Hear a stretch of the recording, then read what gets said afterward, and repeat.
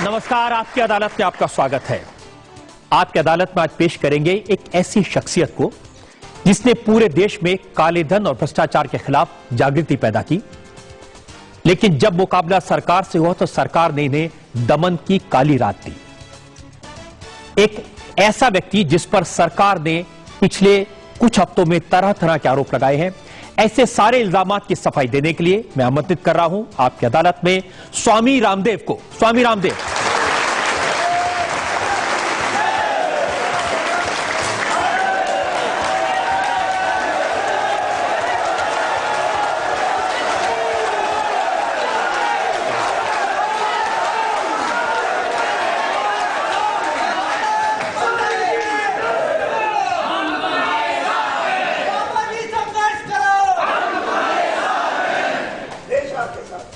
आज बहुत दिनों बाद आपकी अदालत में स्वामी जी इतनी बड़ी संख्या में लोग आए हैं और जाहिर है कि लोगों की बहुत उत्सुकता है, तरह तरह के इल्जाम है। हम प्रोग्राम शुरू करें इससे पहले आज के हमारे जज को आमंत्रित करना चाहता हूं। आपकी अदालत में इस खास मुकदमे के लिए हमने आमंत्रित किया है भास्कर ग्रुप के समूह संपादक श्रवण गर्ग को। श्रवण गर्ग जी।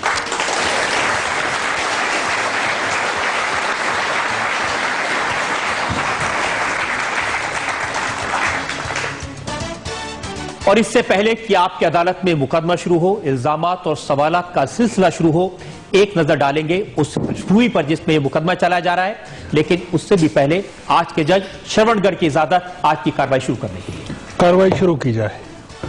और अब देखते हैं वो पृष्ठभूमि जिसमें आज का मुकदमा चलाया जाएगा स्वामी रामदेव पर। स्वामी रामदेव और सरकार एक बार फिर आमने सामने हैं। जिस सरकार के चार मंत्री स्वामी रामदेव से बात करने एयरपोर्ट आए थे, उसी सरकार ने स्वामी रामदेव के समर्थकों पर डंडे बरसाए।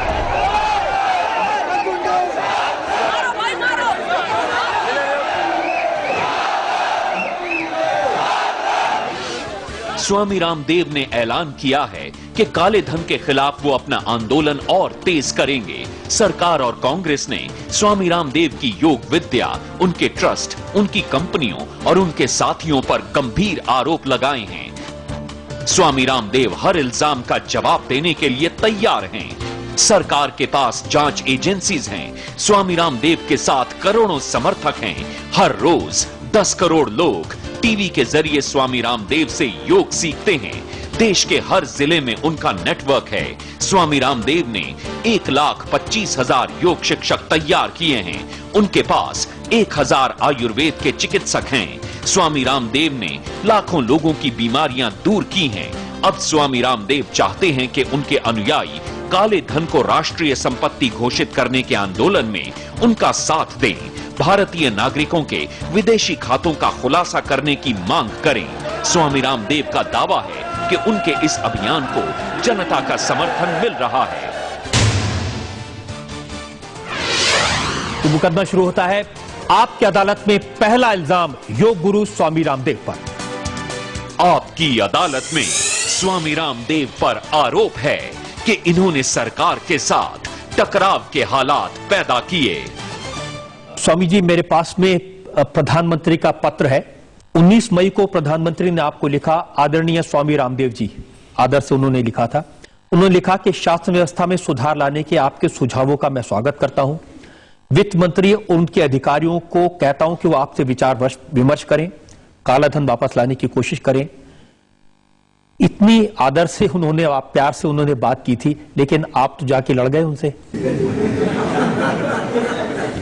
रजत जी, पहले तो मैं आपकी बहुत इज्जत करता हूं क्योंकि आपने पत्रकारिता को एक शिखर आरोहण दिया है, लेकिन इस बार आपकी अदालत में आप मेरे साथ न्याय नहीं कर रहे हैं। एक निर्दोष सन्यासी को तो यहां ला करके बैठा दिया, और वो गुनहगार, वो अपराधी जिन्होंने देश को लूटा है, वो लोग, उनको भी आप आज मेरे सामने कटघरे में बैठाते तो मुझे खुशी होती कि यहां सुबोधकांत को बुलाते, कपिल सिब्बल को बुलाते, आप यहां पवन बंसल जी को बुलाते, यहां बुलाते प्रणब मुखर्जी साहब को, तब आपको पता लगता कि कटघरे में स्वामी रामदेव को बैठना चाहिए कि उन गुनहगार लोगों को जिन्होंने देश लूटा है, पहले भ्रष्टाचार किया, बाद में अत्याचार किया और जुल्म इतना ढाया कहर ऐसा बरपाया, संविधान की, लोकतंत्र की, सबकी हत्या कर डाली, और उसके बाद भी गुनहगार, अपराधी रामदेव को बताते हैं। तो ये आप लगता है रजत जी, आप इस बार आप कांग्रेस से तो नहीं मिल गए? नहीं। जितने सारे नेताओं के आपने नाम लिए हैं, इन सब पप्पुओं के पापा को मैंने पिछले हफ्ते बुलाया था। आप पर सबसे ज्यादा इल्जाम जिन दिग्विजय सिंह ने लगाए हैं, उन्हें इसी कटघरे में बिठाकर उनसे सफाई मांगी थी। मैं वैसे आपकी नीयत पर मुझे शक नहीं है, मैंने भीतर का दर्द थोड़ा आपके बीच में रखा, लेकिन आप वो तो सुनते नहीं, तो मैं किसको सुनाऊं? आप सुनाइए, देश की जनता आपकी बात सुनने के लिए तैयार है, इसीलिए आपकी अदालत में आया जी। और आज इन सारे इल्जाम पर मैं आपसे सफाई मांगना चाहता हूं कि सरकार के 4 मंत्री आपको एयरपोर्ट पर लेने गए, किसी हेड ऑफ द स्टेट को भी ऐसा स्वागत नहीं मिलता। एक तरफ 4 मंत्री लेने जाते हैं और दूसरी तरफ मुझे ठग कहते हैं, मुझे पाखंडी कहते हैं, मुझे अपराधी कहते हैं। तो यदि मैं गुनहगार हूं, मैं अपराधी हूं, मैं ठग हूं, मैं धोखेबाज हूं, तो माननीय प्रधानमंत्री जी मुझे पत्र क्यों लिखते हैं?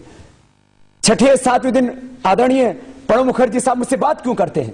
4 मंत्री क्यों जाते हैं?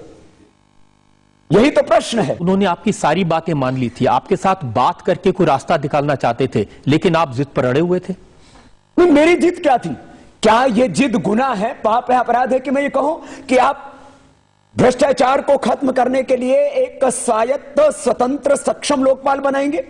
आप इस देश में फास्ट ट्रैक कोर्ट बनाएंगे जो 1 साल में भ्रष्टाचार के मामलों को सुने और उसके बाद जिन्होंने भ्रष्टाचार लूटा है उनसे वसूली की जाए और उनके बाद में उनको आजीवन कारावास या सूली पर चढ़ाया जाए? मैंने क्या गलत कहा? मैंने उनसे कहा कि आप भ्रष्टाचार के खिलाफ जो है एक पब्लिक सेवा गारंटी एक्ट बनाइए, उसके तहत जो एक कोई भी काम हो उसका 7 दिन, 15 दिन, 1 महीने में निपटारा होना चाहिए। वो जो अधिकारी उस कार्य को नहीं करता तो उसको सजा दंड मिलनी चाहिए। मैंने कहा इस देश के लोगों को देश की भाषा में शिक्षा मिलनी चाहिए, उसमें शिक्षा में संस्कार होने चाहिए, मैंने आध्यात्मिकता होनी चाहिए। मैंने बात की कि सारे आयोग बन गए, अल्पसंख्यक आयोग बन गए, वेतन आयोग बन गया, सारे आयोग बन गए। मैंने कहा एक किसान आय आयोग बना दीजिए। आज तक भी हम किसान को अकुशल श्रमिक मानते हैं, जिस दिन किसान आय आयोग बन जाएगा देश के 84 करोड़ लोगों की किस्मत सुधर जाएगी। मैंने ये बात की। तो इस देश में गांव की बात करना, गरीब की बात करना, क्या जो है भारत की बात करना, स्वदेशी की बात करना, ये गुनाह है क्या? मैंने क्यों पढ़ा? इससे किसी को कोई नाराजगी नहीं थी। नाराजगी थी आप जो रामलीला मैदान में जाके धरने पे बैठ गए थे उससे। अच्छा, आपके लाखों समर्थक आप इकट्ठा कर लें और एक तरह से अराजकता पैदा करने की कोशिश करें। अराजकता, अशांति और अस्थिरता फैलाने वाले तो ये सरकार वाले, जिस तरह से सरकार काम कर रही है उस दिन उसी तरह से यदि देश की पब्लिक ने काम करना शुरू कर दिया तो इसे देश में कुछ नहीं बचेगा। इसलिए सरकार को होश में आना पड़ेगा। लेकिन स्वामी जी, सरकार ने यह बताया, कपिल सिब्बल ने पूरी प्रेस कॉन्फ्रेंस करके बताया कि आपने तो उनसे डील कर ली थी। डील क्या थी? डील ये थी कि भाई मैं 1 दिन धरना करूंगा, 2 दिन तब करूंगा, मैं चला जाऊंगा। हाँ, मैं यहां पर भूखे रहने आया था। मैं 84 ये डील होती कि मैं यहां भूखे रहने आया हूं। मैं 84 करोड़ लोगों की भूख का समाधान करने के लिए आया था। मैंने कहा आप राष्ट्रीय संपत्ति घोषित कर दिए, विदेशों में जो जमा काला धन है उसको, बाहर अवैध तरीके से जो संपत्ति जमा कर रहे हैं उसको राष्ट्रद्रोह का अपराध घोषित कर दीजिए, उसको लाने के लिए फिजिकल और टेक्निकल इन्वेस्टिगेशन कर दीजिए, मॉरिशस रूट की जांच कर दीजिए। यही बात थी कि आप इन बातों को मान लीजिए, आप देश के लोगों को देश की भाषा में पढ़ने के लिए टेक्निकल एजुकेशन का अधिकार दे दीजिए, आप स्वायत्त लोकपाल बना दीजिए, भ्रष्टाचार के खिलाफ आप आजीवन कारावास आदि के कानून बना दीजिए, फास्ट ट्रैक कोर्ट बना दीजिए। आप हमारी बात मान लीजिए, हम भी आपकी बात मान लेंगे। तो चिट्ठी तो यही थी कि वो हमारी बात मानेंगे, तो हम वहां कोई अनशन के लिए अनशन करने थोड़ी आए थे, हम तो देश के लिए, कालाधन के लिए, भ्रष्टाचार के लिए अनशन करने आए थे। हम मान लेंगे डील के नाम पर इस देश को धोखा दिया गया, और इतने धोखेबाज, इतना चालाक, इससे ज्यादा मैं शब्द बोलना अपनी तौहीन समझता हूं, क्योंकि मैं वो नहीं हूं जो वो लोग। उन्होंने डील के नाम पर इतना देश को भ्रम में फैलाया। हमने कहा भाई आप हमारी बात मान लीजिए, हम आपकी बात मान लेंगे। और इतना ज्यादा महा झूठा है वो, क्या नाम है उसका? अरे वो जो अब मैं तो सोचता था ये वकील आदमी है, इसके ये जो है ये कुछ तो सच बोलेगा। मैं कहता हूं मेरे फोन तो सर्विलेंस पे है, मेरा फोन रिकॉर्ड होता है।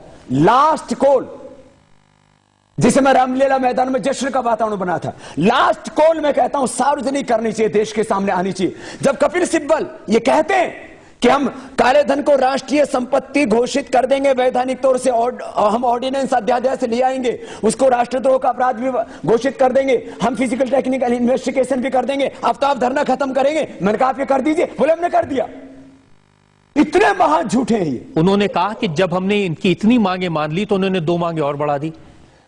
ये धरने से हटना ही नहीं चाहते थे। अच्छा, ये किसी एक अनपढ़ आदमी से पूछ के देखो कि बाबा की सारी मांग मान लेंगे तो बाबा को क्या भूखा मरने का शौक चढ़ा हुआ है? लेकिन देश बचाने का शौक चढ़ा हुआ है, भ्रष्टाचार मिटाने का जुनून चढ़ा हुआ है, काला धन लाने का पागलपन मेरे भीतर सवार है। और यदि ये गुनाह है, यदि अपराध है, यदि ये पाप है, यदि ये संवैधानिक अलोकतांत्रिक कार्य है, तो मैं इस काम को 1 बार नहीं, लाख बार नहीं, करोड़ बार करूंगा, अंतिम सांस तक करूंगा।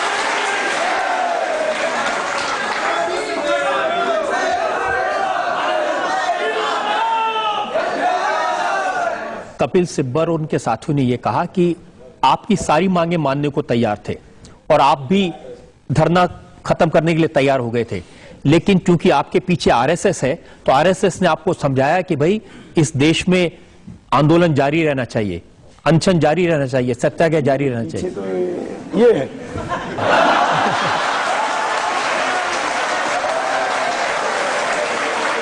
मेरे पीछे तो मनमोहन सिंह जी है, आरएसएस नहीं है। मेरे आगे आदरणीय राष्ट्रपति महोदया है और मेरे दाएं ओर ये देश बैठा है और बाएं ओर रजत शर्मा खड़ा हुआ है। कहां है हसन?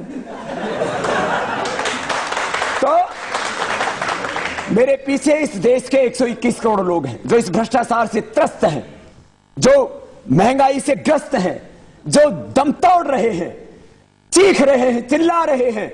लेकिन पहले तो मैं ऐसा मानता था सरकार भ्रष्टाचारी है, बाद में उन्होंने 4 जून को जो मां बहन बेटियों के ऊपर लाठियां बरसाई, बच्चों को बेरहमी से पीटा, एक देश के सन्यासी का अपमान किया, और इतना ही नहीं, ये सब कुछ करने के बावजूद भी अभी तक भी जो है ये शांत नहीं हुए। ये राक्षस और असुर की उस मतलब मैं कहूं महाअसुर के रूप में आ चुके हैं। ये तो रावण और कंस से भी ज्यादा अत्याचारी हो चुके, भ्रष्टाचारी अत्याचारी। और अब तो भ्रष्टाचार और काले धन के खिलाफ कार्रवाई न करके, लेकिन आपने मेरी बात का जवाब नहीं दिया। इन्होंने साबित कर दिया है कि ये पैसा इनका या इनके द्वारा पोषित लोगों का। मैं इनका तो नहीं कहूंगा, लेकिन इनके पास में जो लोग हैं वो इनको कार्रवाई करने ही नहीं देते। माननीय प्रधानमंत्री जी ने तो कह दिया था, बाबा जी मेरे सारे मुद्दे जनहित और राष्ट्रहित के हैं। यदि मेरे सारे मुद्दे जनहित और राष्ट्रहित के हैं तो इसमें संघ कहां आ गया, इसमें बीजेपी कहां गई? मैं संघ और बीजेपी का मुखौटा नहीं, मैं इस देश के गरीबों का, किसानों का, मजदूरों का, 121 करोड़ भारतीयों का मुखौटा हूं। और यदि संघ देश हित के काम में काले धन के खिलाफ, भ्रष्टाचार के खिलाफ, व्यवस्था परिवर्तन के लिए जो हमने जंग छेड़ी है, इसमें यदि संघ साथ में आता है, विश्व हिंदू परिषद साथ में आता है, इसमें मुसलमान, हिंदू, सिख, ईसाई सब साथ में आते हैं, तो मैं किसी को अछूत नहीं मानता। मैं तो कहता हूं सारी राजनीतिक पार्टियों का हम साथ देंगे और साथ लेंगे और किसी भी कीमत पर भ्रष्टाचार को खत्म करेंगे, काला धन लाएंगे और भ्रष्ट व्यवस्था बदलेंगे। स्वामी जी, क्या ये सच नहीं है कि अगस्त सितंबर में आरएसएस ने अपनी वर्किंग कमेटी की मीटिंग की थी, उन्होंने तय किया था कि काले धन के खिलाफ आंदोलन करना चाहिए? तो स्वामी रामदेव का नाम था। उसके बाद अप्रैल 2011 में आरएसएस के प्रमुख मोहन भागवत आपसे मिले। तो मोहन भागवत कोई आतंकवादी है क्या? बोलो भाई, आतंकवादी है? और यदि वो आतंकवादी है मोहन भागवत, वो देशद्रोही है, तो सरकार उनके ऊपर मुकदमे चलाए, उनके ऊपर प्रतिबंध लगाए। सरकार जिनके ऊपर देशद्रोह के मुकदमे चले उनको तो अपनी राष्ट्रीय सलाहकार समिति में रखती है। सरकार यहां पर जो देशद्रोह के भाषा बोलते हैं वो कॉन्स्टिट्यूशनल क्रम में भाषण दे करके चले जाते हैं और देशभक्तों के ऊपर लाठियां बरसाई जाते हैं। उनको वहां से भगाने का नहीं, उनको मारने का षड्यंत्र रचा जाता है। मैं तो आपसे सिर्फ ये जानने की कोशिश कर रहा हूं, क्या आपके इस मूवमेंट मैं आपकी नियत पर भी कोई शक नहीं कर रहा हूं। मैं तो आपसे जानने की कोशिश कर रहा हूं, क्या वाकई में आरएसएस आपका इस्तेमाल कर रही है? देखिए, ना मैं आरएसएस का इस्तेमाल कर रहा हूं, ना आरएसएस मेरा इस्तेमाल कर रही है। मुझे तो लगता है 121 करोड़ लोगों का इस्तेमाल करके हमें भ्रष्टाचार को, काले धन को, भ्रष्ट व्यवस्थाओं को खत्म करने के लिए सबका इस्तेमाल करना चाहिए। लेकिन जब से आपका आंदोलन शुरू हुआ है और रामलीला मैदान में दमन किया पुलिस ने, भारतीय जनता पार्टी और आरएसएस को मुद्दा मिल गया। वो हर जगह स्वामी रामदेव की तस्वीर लेके आगे जा रहे हैं, राजघाट पर धरने पर बैठे, पूरे देश भर में प्रदर्शन किए। यहां तो बीजू जनता दल ने भी साथ दिया, यहां तो चंद्रबाबू नायडू साहब ने भी साथ दिया, तेलुगु देशम ने भी साथ दिया, यहां तो आदरणीय बहन मायावती जी भी साथ में खड़ी थी, यहां तो मुलायम सिंह जी भी साथ में खड़े थे, यहां तो बादल साहब भी साथ में खड़े थे, यहां तो चौटाला साहब भी थे। ये सब नहीं दिखते, ये बीजेपी और संघ क्यों दिखता? मैं तो कहता हूं सारा देश साथ में खड़ा होगा और एक ऐसी राजनीतिक व्यवस्था इसे देश में हम खड़ी करेंगे जिससे कि ये राजनीति के नाम पर जो वर्तमान में पाप हो रहा है ये साफ होगा और काला धन भी आएगा और भ्रष्टाचार भी मिटेगा और एक शक्तिशाली भारत बनेगा। तो आपका जो अगला फेज होगा आंदोलन का, उसमें आरएसएस, बीजेपी के अलावा ये सारी पार्टियां साथ में होंगी? मैं तो कहता हूं कांग्रेस में भी जो बापूजी जैसे लोग हैं, देखो उधर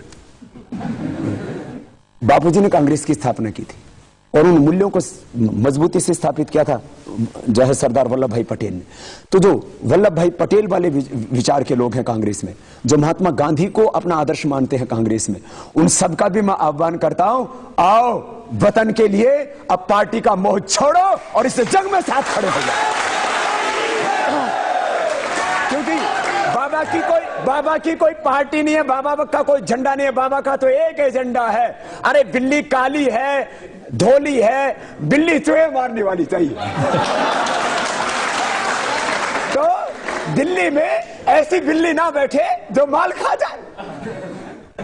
ये कौन है ऐसी बिल्ली? ना मैंने उदाहरण दिया मैंने वो। अच्छा, मैं सोचा कि आप किसी का नाम ना मैं कभी भी किसी को अपमानजनक शब्दों से प्रयोग नहीं करता। हम तो गांव के लोग हैं ना, तो गांव में जो है ना जो दूध पकता है ना हारे में, वो बिल्ली मलाई खा जाती है और बच्चे देखते रह जाते हैं। मेरे पास बहुत लंबी लिस्ट है इल्जामात की, हमें एक ब्रेक के लिए रुकना है। हम एक ब्रेक के रुकेंगे और ब्रेक के बाद आपकी अदालत में स्वामी रामदेव पर जनता के इल्जामात और सवालात का एक और। पुलिस ने जो कमला मार्केट थाने में एफआईआर दर्ज की है उसमें उन्होंने लिखा कि हमने 5000 लोगों की परमिशन दी थी। तो ये अंधे हैं क्या पुलिस वाले? इनको दिखे नहीं थे 5000 से ज्यादा एक भी आदमी आया, इसको आने क्यों दिया अंदर इन्होंने?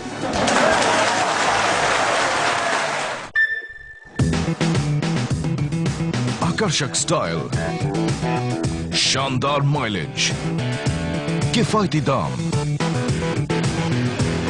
सीबी ट्विस्टर वर्ष 2011 की सर्वश्रेष्ठ मोटरसाइकिल। सुबह उठो और भागना शुरू। इतनी स्ट्रेस और टेंशन हैंडल करने के लिए चाहिए पूरा दिन एनर्जी। इसलिए डालडा हस्बैंड्स चॉइस। राजमा चावल, चिकन करी। आज संडे है इसलिए थोड़े ठंडे हैं, पर काम के दिन we should be mentally alert and active. Dum aloo, so beautiful. नया Dalda husbands choice refined oil with ADA यानी all day active vitamins. Taste के अलावा इन्हें कुछ दिखता ही नहीं है, पर हेल्थ मिनिस्ट्री तो मेरे हाथों में है। डालडा हस्बैंड्स चॉइस रिफाइंड तेल, स्वाद लो, एक्टिव रहो।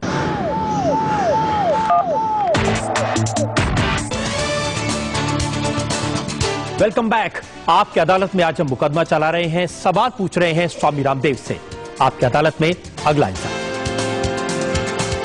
आपकी अदालत में स्वामी रामदेव पर इल्जाम है कि ये पुलिस के दमन से डर गए। स्वामी जी, रामलीला मैदान में जब आप बैठे थे उसके बारे में होम मिनिस्टर चिदंबरम ने एक स्टेटमेंट दिया। उनका कहना है कि स्वामी रामदेव के पास सिर्फ योग शिविर लगाने की इजाजत थी और उन्होंने इस रामलीला मैदान का इस्तेमाल राजनीति के लिए किया। मैंने राजनीति के लिए नहीं, मैंने राष्ट्र नीति के लिए किया। और मैंने जिंदगी में योग सिखाने के साथ साथ हमेशा देश बचाने की बात की। और योग में तो अहिंसा है, योग में सत्य है, योग में अस्तेय है।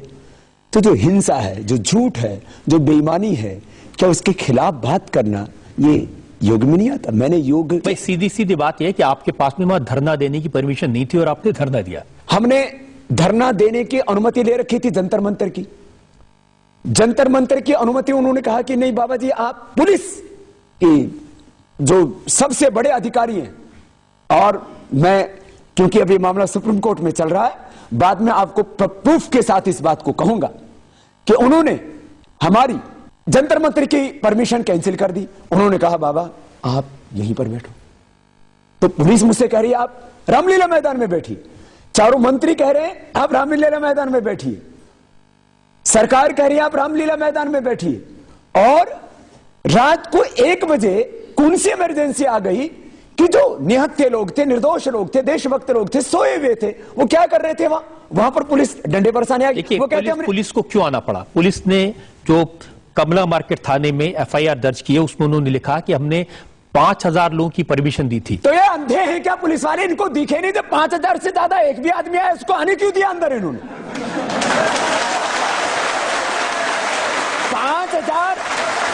5000 के बाद 5000 एक आदमी आया उसी समय रोकते उसको?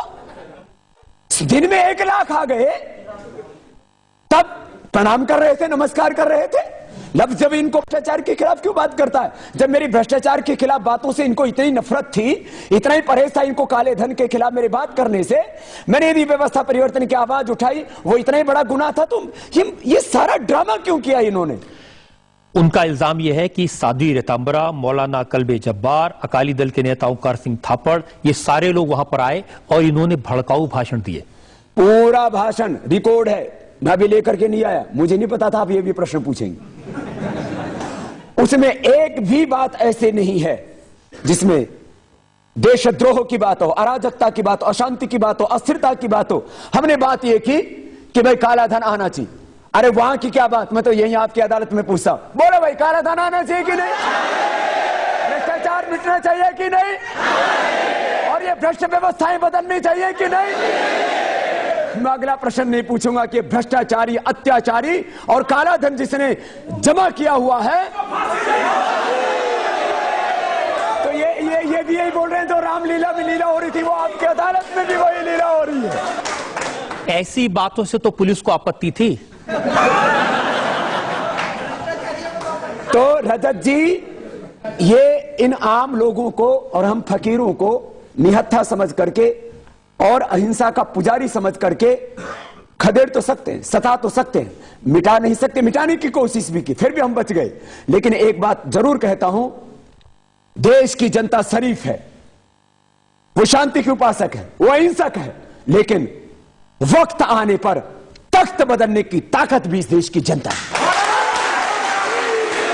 अत्याचारों पर वर्ता कर सकते हैं, लेकिन उनको उनके पाप का फल जरूर मिलेगा। क्या यह सच नहीं है कि आपने उस दिन शाम को जब भाषण दिया था उसमें कहा था कि अब पूरे देश से और ज्यादा लोग यहां पर आ जाएं और ज्यादा लोग सत्याग्रह में शामिल हो जाएं, तो वहां ऐसी स्थिति पैदा हो सकती थी कि लाखों लोग इकट्ठा हो जाते? तो लाखों लोग यदि काला धन के को लाने के लिए, भ्रष्टाचार मिटाने के लिए, व्यवस्था परिवर्तन के लिए इकट्ठे होते हैं, तो इसमें गुनाह क्या है? यदि ये रैली केंद्र सरकार करती, कांग्रेस करती तो ठीक थी, लेकिन बाबा यदि भ्रष्टाचार के खिलाफ आवाज उठा रहा है तो गुनहगार हो जाता है। ये भारत सत्य पर चलने वाला देश है, ये झूठे और बेईमान लोगों के साथ कभी भी खड़ा नहीं होगा। लेकिन जो मैंने बयान देखे गृह मंत्री के, कपिल सिब्बल के, इन लोगों ने कहा कि स्वामी रामदेव की जान को खतरा था आतंकवादियों से, तो आपको वहां से बचाने के लिए उन्होंने ये किया। ये सूचना भी मैं आपको हकीकत बताता हूं, ये सूचना कि स्वामी रामदेव की जान को खतरा है, इस तरह की एक झूठी ईमेल पुलिस ने तैयार की और पुलिस ने मुझे नहीं दी। वो ईमेल ये जो है मेरे पास, ये इंडिया टीवी से गया था। तो ये आपने तैयार तो नहीं करवाया? नहीं, हमें ये ईमेल आया था तो हमने सबसे पहले पुलिस अधिकारियों को, और अब आपको यही बता रहा हूं, ये इतने झूठे हैं, वो ईमेल इंडिया टीवी को भेजते हैं कि उनको पता है कि रजत शर्मा भी एक देशभक्त पत्रकार है। वो ईमेल रजत शर्मा जी को भेजते हैं कि बाबा की जान को खतरा है। बाबा 20 साल से गली गली मोहल्ले मोहल्ले पूरे हिंदुस्तान घूमता है। 9 महीने में 1 लाख किलोमीटर घूम करके आया, 10 करोड़ लोगों को संबोधित करके आया, नक्सलवादी क्षेत्र में गया, आतंकवादी माओवादियों के बीच में गया। 1 लाख किलोमीटर की यात्रा मैंने की, पूरे जीवन में करीब 7 लाख किलोमीटर से ज्यादा की यात्रा कर चुका हूं। तब मेरे ऊपर नक्सलवादी हमला नहीं हो रहा था, तब आतंकवादी हमला नहीं हो रहा था। और यहां इन्होंने रामलीला मैदान में आतंकवादी हमले का हवा बना दिया। मैंने कहा मुझे गिरफ्तार कीजिए, क्योंकि मैंने देख लिया था कि अब जो है यदि अब गिरफ्तारी नहीं दी तो और गड़बड़ होगी। और मैंने सब लोगों को कहा कि कोई पुलिस पर हाथ नहीं उठाएगा, उसमें गिरफ्तार नहीं करते हैं, गोले बरसा देते हैं, 3 बार स्टेज को आग लगाते हैं, लाक्षागृह बना देते हैं और पूरी पब्लिक के साथ, मां बहन बेटियों के साथ, देशभक्त आम नागरिकों के साथ बर्बरता करते हैं। और बाद में पीछे शराब में धुत लोग पूरी गुंडागर्दी पर उतर आते हैं और कहते हैं बाबा जहां भी मिले वहां मिटा दो। आपको देखा कैमरे पर स्टेज से नीचे कूदते हुए, वो कूदा किस लिए था? भागने के लिए कूदा था। यही तो मैं जानना चाहता हूं, क्यों कूदे थे? हां, कूदा इसलिए था कि उस समय यदि मैं इन लोगों को ना समझाता कि कोई पुलिस पर हाथ नहीं उठाएगा, कोई उनके ऊपर जो है कोई हिंसा नहीं करेगा, तो वहां जवान लोग थे, कम से कम नहीं तो 25,000 तो जवान थे। वो पुलिस से डंडे लेकर के यदि उनके साथ में वहां पर अड़ जाते, भिड़ जाते, तो हजारों लोगों की लाशें वहां पर बिछ जाती। तो इसलिए मैं शांति की अपील करने के लिए आया। मेरा सारा ऑन रिकॉर्ड प्रोग्राम है। उसके बाद दोबारा मंच पर गया, मैंने कहा गिरफ्तार करो, गिरफ्तार नहीं किया, लाक्षागृह बना दिया, 3 बार आग लगाई गई। बाद में वहां पर जो पुलिस वाले थे कहा जहां भी बाबा दिखे रगड़ दो उसको। तो मैं तो वहां से इसलिए निकल करके आया कि मैं कुत्ते और बिल्लियों की तरह, गीदड़ों की तरह उस केंद्र सरकार की कठपुतली बने दिल्ली पुलिस के हाथों से मरना नहीं चाहता था। मैं देश के लिए कुछ करना चाहता था। सत्याग्रही कभी भागता नहीं है। तो सत्याग्रह के ऊपर रात को 1 बजे कभी लाठीचार्ज हुआ? महात्मा गांधी ने आजादी दिलाने से पहले से लेकर के और कितने सालों तक सत्याग्रह किया, कभी कोई परमिशन ली थी उसकी? अरे वो तो अंग्रेज थे, उन्होंने भी महात्मा गांधी के ऊपर नहीं, किसी भी मां बहन बेटी के ऊपर ऐसे उन्होंने अत्याचार नहीं किए जैसे उन्होंने किए। तो जब ये रात को 1 बजे मां बहन बेटियों तक की गर्दनें तोड़ सकते राजवाला, पहली बात तो शायद ही वो जिंदा रहे, शायद ही वो जिंदा रहे, क्योंकि वेंटिलेटर से हटाने के बाद शायद ही वो जिंदा रह पाएगी। जिंदा रह भी गई तो पैरालिसिस जिंदगी भर के लिए रहेगा। और उसकी गर्दन पर डंडा लगा हुआ है, गर्दन तोड़ी दी, अभी तक उसकी पीठ पर निशान है, पैरों में निशान है। पुलिस कहते हमने मारा नहीं। एक तो आपने ये क्यों कहा कि महिलाएं आगे आ जाएं और मेरे चारों तरफ घेरा बना लें? वहां करीब पता था इनको आधी महिलाएं हैं, महिला पुलिस लेकर के नहीं आई। तो मैंने कहा यदि मैं इधर जाऊंगा तो मैं इनसे कुछ कह ही नहीं पाऊंगा, क्योंकि मुझे तो अपील करनी थी। इन्होंने तो कोई मौका ही नहीं दिया ना, तो मुझे अपील करनी थी, इसलिए मैंने माताओं को चुना। लेकिन मुझे नहीं पता था कि माताओं में जाने के बाद में माताओं के ऊपर भी दिल्ली पुलिस बेरहमी बेदर्दी से राक्षसों की तरह, अत्याचारियों की तरह बर्बरता करेगी और उनको भी इस तरह से बेरहमी बेदर्दी से उनके साथ में यह अन्याय करेगी। रजत जी, आपसे भी मेरी बात हुई थी। मैंने कहा था रजत जी ये कुछ अत्याचार तो नहीं करेंगे? तो आपने कहा था स्वामी जी, प्रधानमंत्री जी तो इतने सच्चे आदमी हैं, वो कभी भी ये इस तरह का काम नहीं कर सकते। मुझे भरोसा था। तो जब ये 1 बजे इतना बड़ा अत्याचार कर सकते हैं, रामदेव को तो ये 1 मिनट जिंदा नहीं देखना चाहते। मैं यदि जिंदा हूं तो आप लोगों की दुआओं से, इस देश के लोगों की दुआओं से, भगवान की कृपा से जिंदा हूं। और ये माताओं, मुझे एक चीज का मैं जरूर आपसे जवाब चाहता हूं। स्वामी रामदेव जो हिम्मत से सबसे लड़ता है, वो महिलाएं के कपड़े पहनकर पीछे दरवाजे से चुपचाप भाग जाए, इसको क्या कायरता नहीं कहेंगे? मैंने कहा कायरता तब होती जब मैंने कहा उनको आप गिरफ्तार करो। गिरफ्तार करते हैं तो मारने के लिए आए थे, गिरफ्तार करने के लिए आते तो आप यहां से ही गिरफ्तार करके ले जाए ना। मैं तो अपने साथ इन सबके साथ गिरफ्तारी देने के लिए तैयार हूं, आपको भी साथ में ले जाऊंगा। गिरफ्तारी के लिए नहीं आए थे, वहां जो लोग थे उनको डराने के लिए, उनको भगाने के लिए, और वो स्वामी रामदेव को मिटाने के लिए आते थे। इन पापियों के हाथों से मैं मिटना नहीं चाहता था। और यदि मैंने राष्ट्र रक्षा के लिए अपने प्राणों की रक्षा की, मैं इसको कोई गुनाह नहीं मानता। और यदि माताओं बहनों के कपड़े पहनने मात्र कोई गुनाह मानते हैं तो अर्जुन तो महायोद्धा थे, उन्होंने तो कितने दिनों तक स्त्री का वेश धारण किया। भगवान शिव ने स्त्री का वेश धारण किया, लेकिन वो देश, धर्म और संस्कृति की रक्षा के लिए ऐसा किया था। मैंने वैसा किया, कोई गुनाह नहीं किया।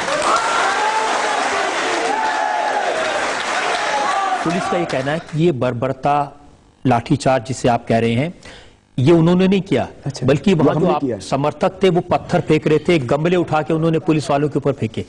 सारी दुनिया ने देखा है, सच है। मैं तो जो पुलिस के बयान है वो आपको बता रहा हूं। उन्होंने कहा कि हमने वहां पर लाठीचार्ज नहीं किया। आपने टीवी पर क्या दिखाया था? और पुलिस ने कहा कि सिर्फ 8 आंसू गैस के गोले छोड़े गए थे। वहां करीब 1 घंटे तक आंसू गैस के गोले चलते रहे। 1 घंटे में 8 ही गोले चलाए थे। और इतना ही नहीं किया। मैं रजत जी पूरी प्रामाणिकता के साथ बात कहता हूं, मैंने आज तक जो भी बात कही, एक भी बात कोई झूठी नहीं कही। कुछ शराब पिए हुए सिविल ड्रेस में भी पुलिस वाले थे और उन्होंने हमारी मां बहन बेटियों को पकड़ा है। हम वो कोर्ट में पेश करेंगे। इस तरह से भी माने भ्रष्टाचार, अत्याचार, उसके बाद बलात्कार करने की भी कोशिशें, ये तो मैंने कभी नहीं सोचा था कि इस तरह का पाप भी इस आजाद भारत में हो सकता है। लेकिन इस पाप से लड़ने के लिए आपने कहा कि मैं सशस्त्र सेना बनाऊंगा। अगली बार जब आएंगे रामलीला मैदान में तो मैं 11,000 हथियारबंद लोगों को लेकर आऊंगा। मैंने हथियारबंद लोगों के लिए कभी नहीं कहा। मैंने ज्ञान और शक्ति की, मैंने शांति और क्रांति की, मैंने जीवन में एक तरफ जो है प्रेम और करुणा की और दूसरी तरफ मैंने स्वाभिमान की बात कही है। तो कुछ भी गलत नहीं कहा गया था। मेरी बात को अन्यथा रूप में यदि लिया गया तो उसके लिए मैं गुनहगार नहीं हूं, वो गुनहगार हैं जिन्होंने मेरी बात को गलत तरीके से पेश किया है। आप ये कह रहे हैं कि आप कोई शस्त्र, हम सशस्त्र सेना कोई नहीं बना रहे हैं, लेकिन इस देश के लोगों को मजबूत बनाना, शारीरिक बल, मनोबल, बुद्धिबल, आत्मबल सबका प्रबल होना चाहिए। यह धरती कायर कमजोर बुजदिलों के लिए नहीं है। इसलिए हम इस देश के लोगों को योग सिखाएंगे, शक्तिशाली भी बनाएंगे। हम किसी को नहीं सताएंगे, लेकिन आत्मरक्षा के लिए मेरी मां बहन बेटियों से लेकर के पूरा हिंदुस्तान तैयार है। हम एक ब्रेक के रुकेंगे और ब्रेक के बाद आपकी अदालत में स्वामी रामदेव पर जनता के इल्जामात का एक और तो उनका कहना है कि ये योग भी बेच देते हैं, जूस भी बेच देते हैं, तेल भी बेच देते हैं, साबुन भी बेच देते हैं और ये तो देश बेच देते हैं। नालायक! पापा ये प्यार सोच के आओ।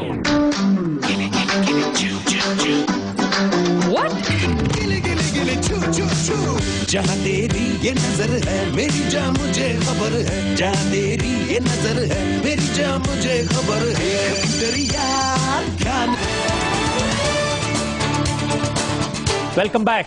आपकी अदालत में आज हमारे मेहमान हैं योग गुरु स्वामी रामदेव। आपकी अदालत में अगला इल्जाम। आपकी अदालत में स्वामी रामदेव पर इल्जाम है कि ये सन्यासी कम व्यापारी ज्यादा हैं। कुछ लोग ऐसे हैं जब से आपने काले धन की बात शुरू की है उनको मेरे हर काम में खोट नजर आता है। उनको आपको संत कहने पर भी आपत्ति है। महर्षि चरक ने, सुश्रुत ने, धन्वंतरी ने आयुर्वेद का प्रचार किया। महर्षि चरक सुश्रुत आयुर्वेद की बात करते हैं तो ऋषि हैं। बाबा रामदेव आयुर्वेद की बात करता है तो व्यापारी है। विदेशी कंपनियां इस देश में 1200 रुपए का एलोवेरा जूस बेचती हैं तो वो ठीक है, क्योंकि उनके साथ तो ये भी जो है उस रूट में सम्मिलित है। बाबा रामदेव 200 रुपए में एलोवेरा जूस देता है तो कोई जो है व्यापारी है। दूसरी कंपनियां 300 रुपए की मोती पिष्टी बेचती है, मैं 30 रुपए की देता हूं लोगों को तो मैं व्यापारी हूं। देखिए उनका कहना है कि ये योग भी बेच देते हैं, जूस भी बेच देते हैं, तेल भी बेच देते हैं, साबुन भी बेच देते हैं और ये तो देश बेच देते हैं। नालायक!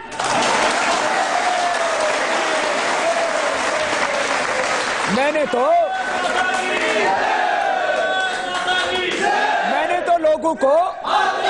तो लोगों को च्यवनप्राश दिया।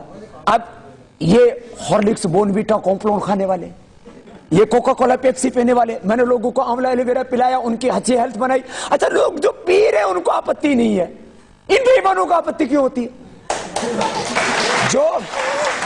जो आंवला एलोवेरा पी रहे हैं, जो मुक्तावटी मधुनाशिनी खा रहे हैं, जो मोती पिष्टी खा रहे हैं, हीरे की भस्म खा रहे हैं, उनको आपत्ति नहीं है। जो मुझे दान दे रहे हैं वो मुझसे हिसाब नहीं मांगते, ये बेईमान हिसाब मांगते हैं मुझसे। हमने अपने हिसाब दे भी दिया, ये अपना हिसाब देना अपना। और मैं तो और कहते हैं बाबा रामदेव के पास काला धन है। अच्छा, बाहर से काला धन लाते नहीं, इनको बाबा रामदेव में काला धन नजर आता है। आपके पास की जो संपत्ति है, इसमें कोई काला धन नहीं है? मेरे पास करोड़ से लेकर के 1000 करोड़ तक, यदि मेरे पास जो भी काला धन पाया जाए, सरकार की सारी ऐसी एजेंसियों को लगाया जाए, यदि इनसे इंक्वायरी नहीं होती तो इनको जहां से प्यार है वो अमेरिका और ब्रिटेन और दूसरी जगह की भी एजेंसियां बुला ली जाए, और मेरे पास जितना भी काला धन है मैं उसको राष्ट्रीय संपत्ति घोषित करने के लिए तैयार हूं। ये भी तो करे, ये नहीं करते। जिस आदमी के पास में साइकिल में पंचर लगाने के पैसे नहीं होते थे, उसके पास में हजारों करोड़ की प्रॉपर्टी कहां से आ गई? इनको बाबा के पास जो करोड़ों लोगों ने जो ऐश्वर्य दिया, जो समृद्धि दी, वो साम्राज्य, वो पतंजलि पीठ, ये सब कुछ नजर आता है। और इनका तो एक नेता विदेश यात्रा पर जाता है तो 1100 करोड़ रुपए खर्च कर देता है। अरे बाबा ने 1100 करोड़ रुपए खर्च करके यदि 100 करोड़ से ज्यादा लोगों की जिंदगी संवारी है, तो इसमें जिनको आपत्ति नजर आती है उनके लिए मुझे कुछ नहीं करना। उन्होंने तो ये कहा कि योग शिविर में लाइन होती है, पहली लाइन में बैठने वालों को 50,000 देना पड़ता है, दूसरी वालों को 30,000 देना पड़ता है, और जिसके घर कौन से कांग्रेसी ने दी? ये दिग्विजय सिंह ने आपकी अदालत में कहा। ये तो मेरे शिविर में आया ही नहीं कभी। और मैंने कभी कहा कि मैंने किसी से 50,000 लिए ही नहीं कभी। और दूसरी बात, उन्होंने ये भी कहा कि जिसके घर आप ठहरते हैं उससे 5 लाख लेते हैं। इसने कब दिए मुझे? और यदि कोई मुझे 5 लाख नहीं, मुझे 5 करोड़ देगा तो मैं लूंगा, उसके पेट में क्यों दर्द हो रहा है? और एक और बात, अभी मैं 1 लाख किलोमीटर की यात्रा करके आया, एक भी शिविर में 1 रुपए किसी से नहीं लिया। सारे निःशुल्क शिविर है। अभी भी 1 जुलाई से शिविर कर रहा हूं, सारे आवासीय शिविर भी निःशुल्क है, निःशुल्क रहना, निःशुल्क खाना। स्वामी जी, आप शिविर में आने के, योग सिखाने के लोगों से फीस लेते ही क्यों हैं? कुछ लोग ऐसे हैं जो बहुत गरीब हैं, जो अफोर्ड नहीं कर सकते, वो लोग आपके यहाँ कैसे आएंगे? बेटा मैं तो ले ही नहीं रहा हूं। नहीं, आप फीस लेते हैं। पहले लोग 500 रुपए, 250 रुपए, 100 रुपए डोनेशन देते थे, और उन्हीं शिविरों में निःशुल्क व्यवस्था भी रहती गरीब लोगों के लिए। और अब पिछले 2 वर्षों से एक भी शिविर में 1 रुपए भी कहीं पर कोई फीस नहीं ली जाती। हरिद्वार के शिविर में निःशुल्क हो रहे हैं। इसे और ज्यादा मैं क्या कर सकता हूं बेटा? आप ये कह रहे हैं कि कोई भी आदमी आपके योग शिविर में योग सीखने के लिए आ सकता है और उसको कोई पैसा देने की जरूरत नहीं पड़ेगी? मैं कह रहा हूं योग सीखने के लिए तो देना नहीं पड़ेगा, रहने के लिए भी नहीं देना, खाने के लिए भी नहीं देना, और किराया नहीं होगा तो वो भी दे दूंगा।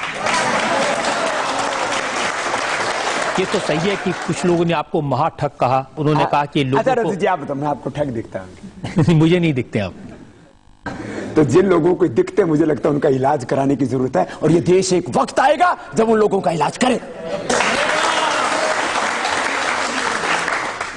ये सच है कि आपके ट्रस्ट के अलावा जिनकी आपने संपत्तियां डिक्लेयर की हैं, उसके अलावा 36 कंपनियां हैं जिनकी संपत्ति डिक्लेयर नहीं की। ये 36 कंपनियों की लिस्ट कहां से दी आपने? ये अखबार में छपी लिस्ट है, आपको मैं पूरी पढ़ के सुना देता हूं। ऐसा है रजत जी, मैं आपको बताता हूं। दरअसल फूड पार्क जो है वो कोई ट्रस्ट नहीं चला सकता। हमें किसानों के लिए एक बड़ा काम करना था, और दुनिया का सबसे बड़ा फूड पार्क हमने बनाया। यह हमें गर्व है, और मैंने अपने किसान के बेटे होने का फर्ज निभाया। और जो हमने फूड पार्क बनाया उससे लाखों किसानों को प्रत्यक्ष और परोक्ष रूप से लाभ हो रहा है, लेकिन वो ट्रस्ट में नहीं चल सकता था। इसलिए उस एक फूड पार्क के लिए 8-10 कंपनियां बनी। जितनी भी कंपनियां बनी हैं 100% प्रामाणिकता के साथ वो बनी। उसमें जिन्होंने भी पैसा लगाया, मैं वही बात कर रहा हूं, वो जितनी भी कंपनियां हैं उन सब में 100% सफेद धन लगा हुआ है, किसी में काला धन नहीं लगा हुआ है। जितनी भी ये कंपनियां भी काम कर रही हैं, ये किसी की व्यक्तिगत बपोती नहीं है, उनमें लोग पैसा इन्वेस्ट कर रहे हैं, और 100% उनमें जो आमदनी हो रही है या होगी वो 100% राष्ट्र हित में खर्च होगी। ना आचार्य बालकृष्ण, ना स्वामी रामदेव। देखिए, कहा तो ये गया कि वो सारी कंपनियों में आचार्य बालकृष्ण डायरेक्टर हैं और वही सबको कंट्रोल करते हैं। अच्छा, यदि एक अच्छा आदमी कुछ कंपनियों को कंट्रोल करता है देश के लिए, तब इनको दिक्कत होती है। आप उनको... और गुनहगार इस देश को कंट्रोल करने की सोचते हैं तो दिक्कत नहीं होती। आप कह रहे हैं कि आचार्य बालकृष्ण अच्छे आदमी हैं, वो कहते हैं ये नेपाल से भागे हुए हैं। लाखों नेपाल के जिनके पूर्वज, जिनके वंशज नेपाल के, वो हिंदुस्तान में पैदा हुए हैं। ये तो लाखों की संख्या में। तो एक बालकृष्ण यदि उनके माता पिता मूल से नेपाली हैं और वो यदि हिंदुस्तान में पैदा हो गए, तो उसने हिंदुस्तान में पैदा होकर के कौन सा गुनाह कर दिया? और जो आचार्य श्री बालकृष्ण जी देश के लिए सेवा कर रहे हैं, शायद करोड़ों में कोई एक व्यक्ति होगा जो वैसी सेवा करता है। हमें गर्व है उनसे। और आज अखबार में मैंने पढ़ा कि आचार्य बालकृष्ण का पासपोर्ट फर्जी है, सीबीआई उसकी इंक्वायरी करेगी। मैंने कहा वो 100% वैधानिक है और 1998 से जो है वो पासपोर्ट है।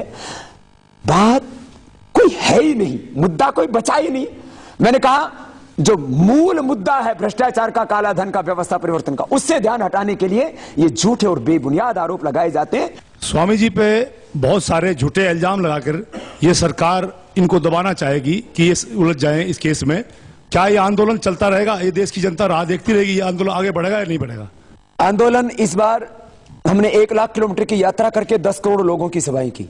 इस बार हम 2 लाख किलोमीटर से ज्यादा की यात्रा करेंगे और करोड़ों लोगों की सभाएं करेंगे और तब तक हम आगे बढ़ेंगे जब तक कि यह सारा पाप साफ नहीं हो जाता। स्वामी जी इल्जाम अभी और भी हैं। हम एक और ब्रेक के रुकेंगे और ब्रेक के बाद आपकी अदालत में स्वामी रामदेव पर जनता के इल्जामात का एक और दौर। जब भी कोई कहीं पर भी बाजार में मिलो, सुबह भी, दोपहर भी, शाम को भी, आपकी अदालत में भी।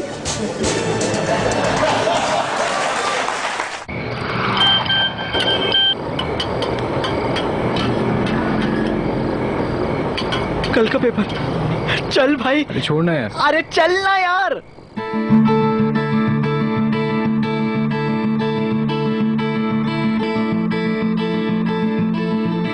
ऐसे पास होके क्या मिलेगा? खोएगा भी कुछ नहीं। खोएगा सेल्फ रिस्पेक्ट।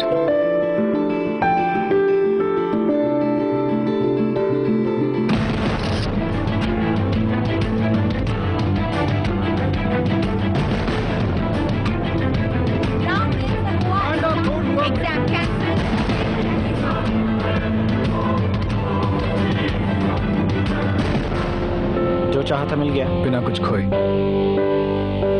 नया Nokia C200 dual SIM phone उनके लिए जो कॉम्प्रोमाइज नहीं करते। अब डुअल सिम के साथ तेज इंटरनेट और नोकिया का भरोसा।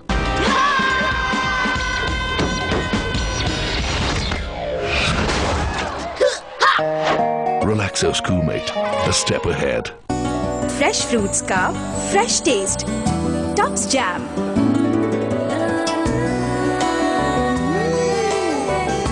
डिलीशियस टॉप्स जैम, लाइफ में लाए मजा। बदल तो तुम रही हो पर अंदर से। इस दौर में अंदर के ये बदलाव त्वचा को भी अछूता नहीं छोड़ते, इसलिए जरूरी है हिमानी लालिमा ब्लड प्योरिफायर, जो रक्त शुद्ध करे, तभी न आए मुहासे, मिले गोरापन। हिमानी लालिमा, शुद्धता भीतर तो निखार बाहर। बेबे को मत कर परेशान, ये बता ट्रक के अंदर क्या डाला है? वेल्वोलिन इंजन ऑयल, 140 साल से एक्सपर्ट्स का भरोसा। टेकॉम का super hit T65 movie phone, इसमें है 16 GB तक का मेमोरी, वीडियो प्लेयर और लंबी बैटरी लाइफ। टेकॉम हर मुसाफिर का साथी। जाके इस पांडे का पता लगा, कहीं से जहां ढूंढना है ढूंढ। मैं तुझे परमिशन देता हूं। क्रिसमस और न्यू ईयर तक कोई कुछ नहीं करेगा, सिर्फ तू कर सकता है, सिर्फ तू।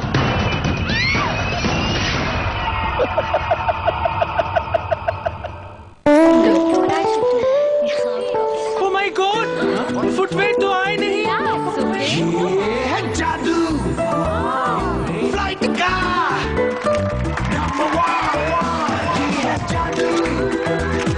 Flight fashionable and light. Kent purifiers पानी को बनाए 100% प्योर, क्योंकि इसमें है डबल प्योरिफिकेशन RO और UV से। कैंट देता है दुनिया का सबसे शुद्ध पानी। हर दिन का स्टार्ट टॉप्स कॉर्नफ्लेक्स के साथ। टॉप्स कॉर्नफ्लेक्स, अब इंडिया बनेगा और भी हेल्दी।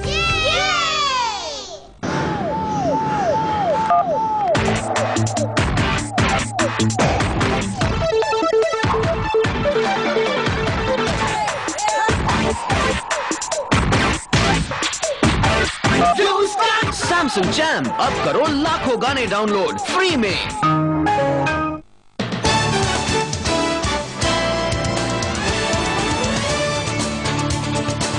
Welcome back. आपकी अदालत में आज हम सवाल पूछ रहे हैं, सफाई मांग रहे हैं योग गुरु स्वामी रामदेव से। आपकी अदालत में अगला इल्जाम। आपकी अदालत में स्वामी रामदेव पर आरोप है कि इन्होंने योग से मिली लोकप्रियता का इस्तेमाल राजनीति के लिए किया। स्वामी जी, बहुत सारे लोग जो आपके प्रशंसक भी हैं वो भी मुझसे कहते हैं कि अच्छा भला योग सिखा रहे थे और लोकप्रिय बनते जा रहे थे, ये कहां राजनीति के चक्कर में पड़ गए। मैंने एक दिन भी जिंदगी में योग नहीं छोड़ा और योग सिखाते सिखाते यदि मैं देश भी बचाने की बात करता हूं, काले धन लाने की बात करता हूं, इस देश को सामाजिक आर्थिक न्याय देने की बात करता हूं, शोषण के खिलाफ बात करता हूं, पाप अधर्म अन्याय के खिलाफ आवाज उठाता हूं, मुझे नहीं समझ में आता इसमें गलत क्या है। अब मैं सुबह से शाम तक कपालभाति तो नहीं कर सकता बैठ के, जब भी कोई कहीं पर भी बाजार में मिलो, सुबह भी, दोपहर भी, शाम को भी, आपकी अदालत में भी।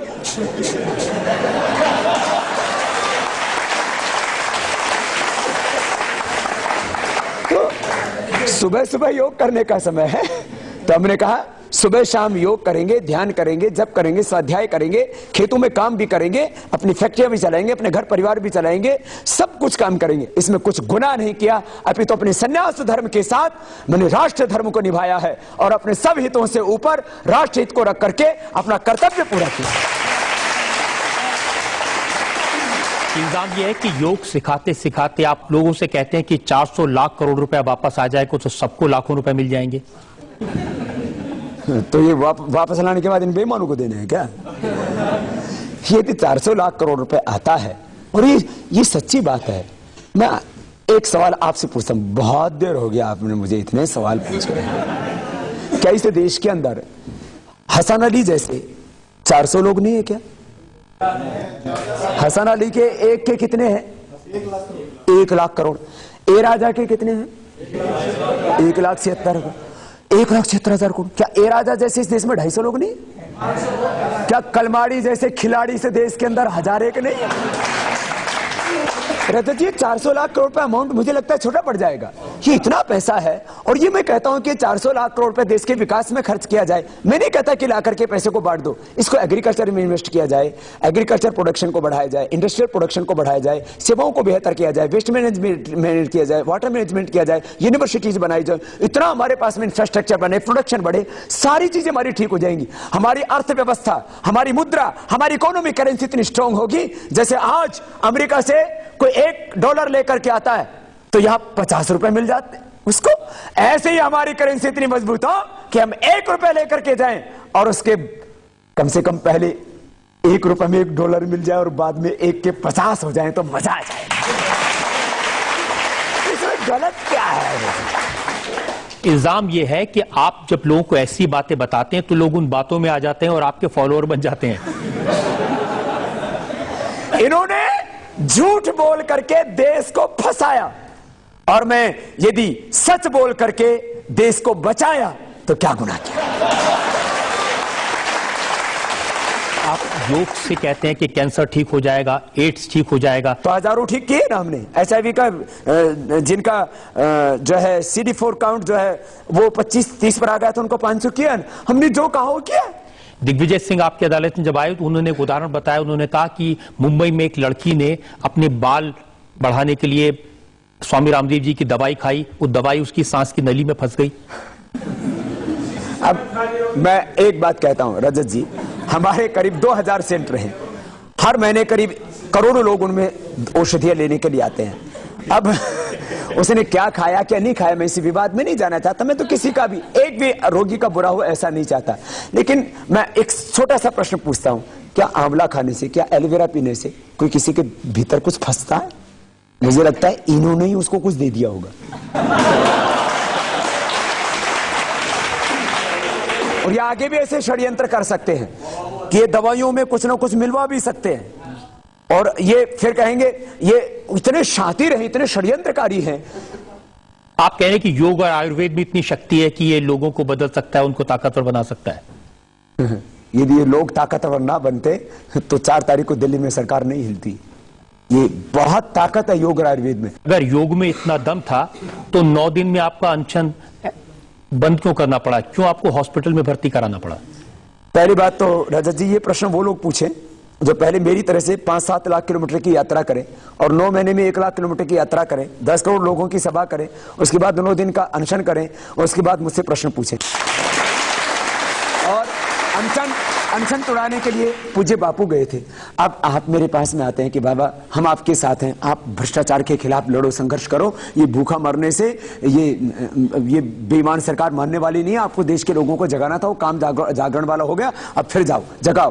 पूज्य मुरारी बापू जाते हैं, पूज्य श्री रविशंकर जी जाते हैं, हमारे पिता तुल्य बड़े बड़े सन्यासी पूज्य स्वामी सत्यमित्रानंद जी, निवृत्त शंकराचार्य। इसलिए मैंने अनशन जो है वो इच्छा से नहीं तोड़ा, मैंने अनशन संतों के जो है उनके आग्रह पर, उनके आदेश पर, आप सबके प्यार और इन करोड़ों देशवासियों के लिए कुछ करने के लिए तोड़ा। इसलिए मैंने तो गुनाह नहीं किया और उसमें योग पराजित नहीं हुआ है, योग उसमें विजयी हुआ है। अब 16 अगस्त को अन्ना हजारे अपना अनशन फिर से करेंगे जंतर मंतर पे, तो आप जाएंगे?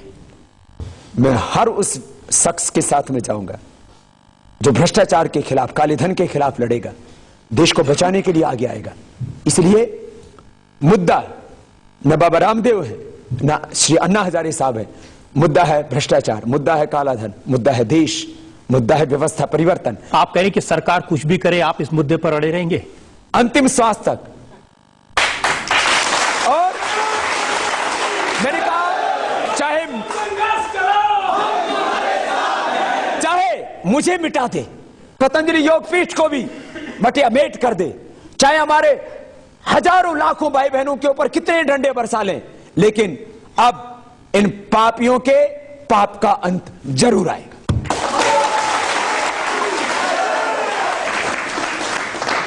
रामदेव जी, 4 जून की घटनाओं के बाद जितने सवाल थे, जितनी शंकाएं थी, हमने सब आपके सामने रखी। तरह तरह के इल्जाम आप पर लगे, सरकार की तरफ से, कांग्रेस तरफ से, उन पर आपसे सफाई मांगी। अब हम एक ब्रेक के रुकेंगे और ब्रेक के बाद सुनेंगे आपकी अदालत में आज के जज श्रवण गर्ग का फैसला आज के इस मुकदमे पर।